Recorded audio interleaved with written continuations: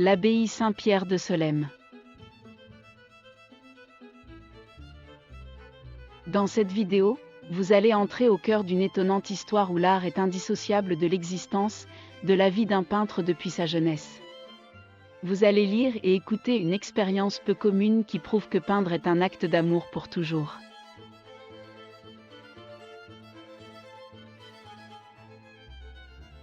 Remontons le temps. J'aime peindre mon pays.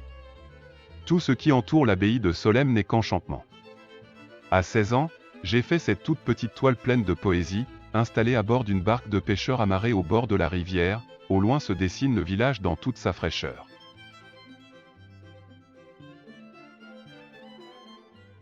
Un peu plus tard, j'avais posé mon matériel, bien rudimentaire, de jeune peintre, sous le pont de Solesmes en marbre noir, une vue caractéristique connue de tout le monde, pour peindre l'abbaye dans sa totalité. L'imposant édifice, sorte de burg, dans l'esprit du mont Saint-Michel, dominant les rives de la rivière, est moderne. Il ne date que de la fin du XIXe siècle, et son aile vers l'est vient à peine d'être construite. L'ensemble vu sous cet angle est très impressionnant.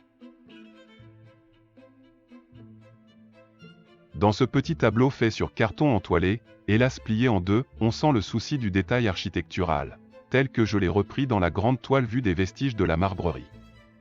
J'étais encore très influencé par mon professeur de dessin, le sculpteur Raymond Dubois, dont l'atelier n'était qu'à quelques mètres de cet endroit.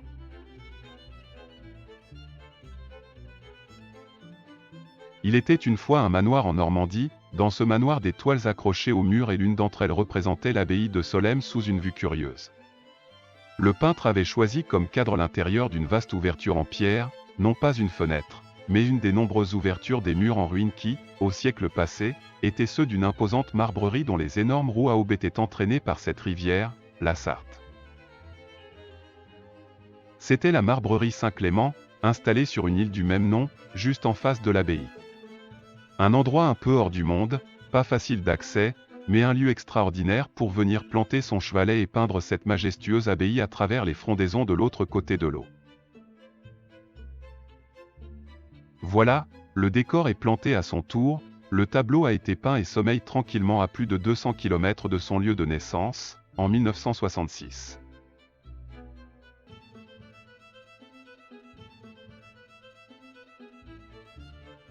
Et l'histoire de ce tableau va devenir mon histoire, un peu dans la manière poétique dont je vous en raconte plusieurs dans mes autres vidéos, et ici, absolument rien n'est inventé.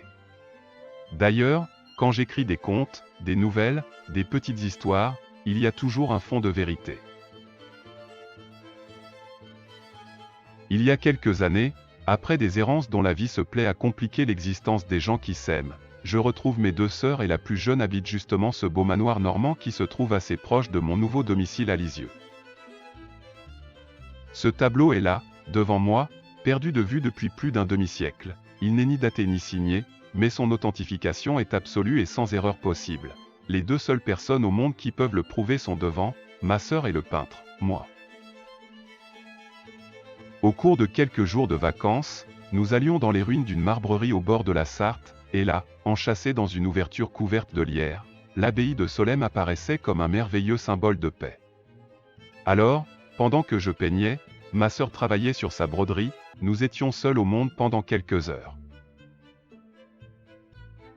Je ne pouvais pas savoir qu'elle avait, toute sa vie, conservé cette toile qui pourtant était restée dans ma mémoire.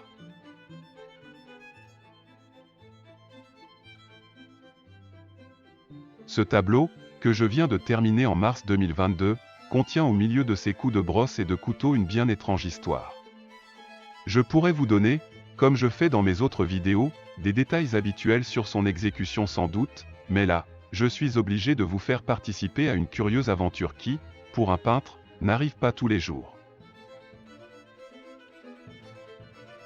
Cette toile, dont vous allez découvrir les petits secrets, représente l'abbaye de Solesmes au bord de la Sarthe, une si belle rivière qui a vu s'écouler toute mon enfance heureuse. Cette abbaye bénédictine a aussi été le décor familier de toutes les promenades familiales qui le dimanche nous emmenaient à pied le long des berges. Et les souvenirs sont si nombreux qu'ils sortent du cadre de cette histoire, où l'art s'en est mêlé.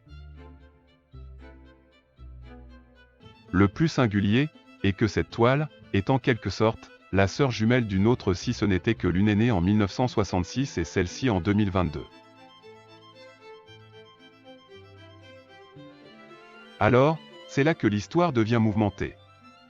Dans mon atelier, vous voyez deux toiles qui se ressemblent un peu. Celle de droite, de 1966, demandait un nettoyage et une petite restauration. Comme je l'avais exécutée presque entièrement au couteau sur des dessous pas très bien préparés, je précise, pas d'ébauche suffisante pour une peinture à l'huile, des éclats de RAW trop importants s'étaient produits en quelques endroits. Donc, j'ai réparé tout ça et l'incroyable est que j'ai utilisé le même couteau que celui déjà utilisé à l'époque. Outil toujours dans ma boîte de couleurs. Pour rendre le tableau dans son état d'origine, j'ai fini la restauration par un vernis soyeux au copal. Aujourd'hui, il a retrouvé son accrochage au mur de son manoir normand et c'est pour toujours, je pense. Il me reste à vous expliquer le plus merveilleux. Au cours de l'été 2021, je vais faire une petite excursion dans mon pays de Sablé comme je fais de temps en temps, et, inévitablement, une visite à Solesmes, indispensable. Ces paysages sont mes sources. Une idée me vient, essayer de revoir le lieu exact où j'avais peint l'abbaye à travers les ruines de la Marbrerie, impossible. Le passage sur l'écluse qui permet d'accéder à l'île Saint-Clément ou à l'extrémité sont ses vestiges, maintenant envahis par la végétation, est désormais interdit. Toute cette île est devenue propriété privée de l'abbaye juste en face de l'autre côté de la rivière. Qu'à cela ne tienne, je vais à l'abbaye rencontrer le père bénédictin en charge du patrimoine et je lui explique ma petite histoire d'enfance. Alors, avec la plus grande amabilité, il enfourche son vélo et nous voici engagés vers ce but incroyable, ouverture de la grille d'accès et visite de ces ruines inaccessibles. Et ce qui est étonnant, au milieu de ces ruines, c'est cet isolement du monde, la végétation a beaucoup poussé et créé un écran de verdure qui incite presque au recueillement, à la méditation, une thébaïde, une impression vraiment étrange. L'abbaye est un peu cachée, mais je découvre encore une vue satisfaisante et je demande ensuite l'autorisation de pouvoir faire une nouvelle toile, dans le même esprit qu'en 1966, avec cependant une plus nette empreinte impressionniste puisque c'est vraiment ma manière de peindre. Ce moine est un homme très ouvert et j'ai toute l'attitude pour réaliser mon rêve, qu'il en soit encore remercié.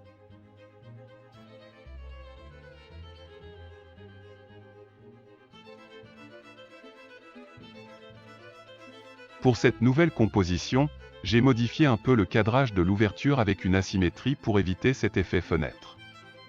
Je n'ai pas reproduit la barre transversale si caractéristique mais gênante. Et surtout, il ne s'agissait pas du tout de refaire une copie servile, ce qui aurait été stupide et sans grand intérêt. Cette partie de l'abbaye est le prolongement vers l'ouest de la vue de ma première toile, la seule d'ailleurs maintenant bien visible à travers les arbres.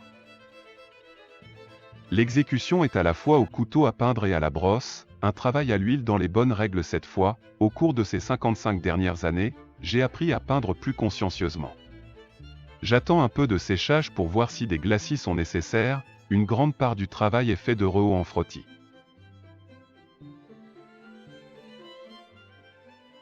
Cette deuxième toile, un genre remake, n'est pas du tout travaillée comme la première. L'enduit est un gesso, plus absorbant, les couleurs à l'huile de meilleure qualité. Une préparation du fond en rouge, à base de lavis très dilué à l'essence de térébenthine, est ensuite nourrie par cette ébauche en couleur brossée rapidement pour constituer la nouvelle composition solide. Sur la toile de 1966, vous remarquez une finesse des détails, ce que j'évite aujourd'hui, travaillant uniquement par touche. Sur la première toile, j'avais inventé aussi une technique bizarre, dont je préfère taire le principe, permettant justement les détails les plus fins, les plus audacieux. Assez amusant, j'en conviens, mais contraire à l'impressionnisme, donc, j'ai vite abandonné ce type de travail pour m'attacher plus aux masses générales.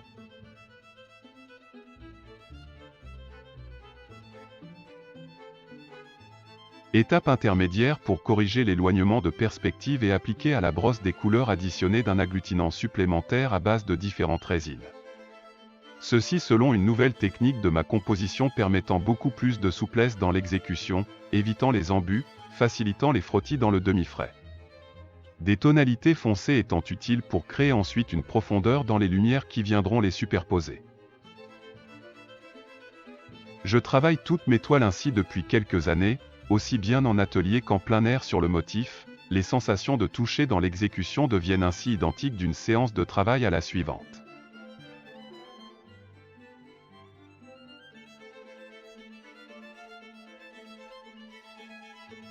Ces deux détails vous expliquent que dans les derniers rehauts, les superpositions en pleine pâte des couleurs très chargées en résine, alternativement à la brosse dure ou au couteau, les détails ne sont que secondaires.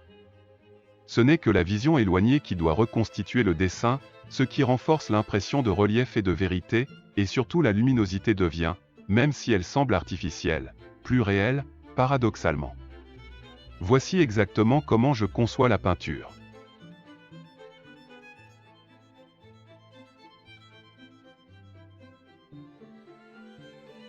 Pour conclure, et rester dans mon obsession habituelle de la sincérité de l'émotion, même dans ce style très figuratif, évidemment impressionniste, il ne me vient qu'une idée, qu'une affirmation totalement d'actualité, cette citation de Jean de La Varande. Ne jamais oublier que nous demandons à l'art de nous faire goûter les qualités des hommes et non leurs défauts. Ainsi, nous ne serons pas pollués de factice, de superficiel, et d'inutilité. Comme derrière ces hauts murs, l'esprit dans l'art doit s'élever et non s'abaisser dans le néant.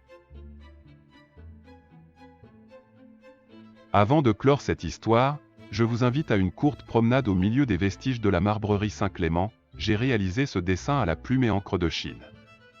Les murs dégradés viennent d'être assez bien restaurés et redonnent un peu de vie. Ce lieu sublime pourrait servir de cadre magnifique à des manifestations culturelles, mais rien n'est simple de nos jours. Peut-être un certain avenir nous le dira.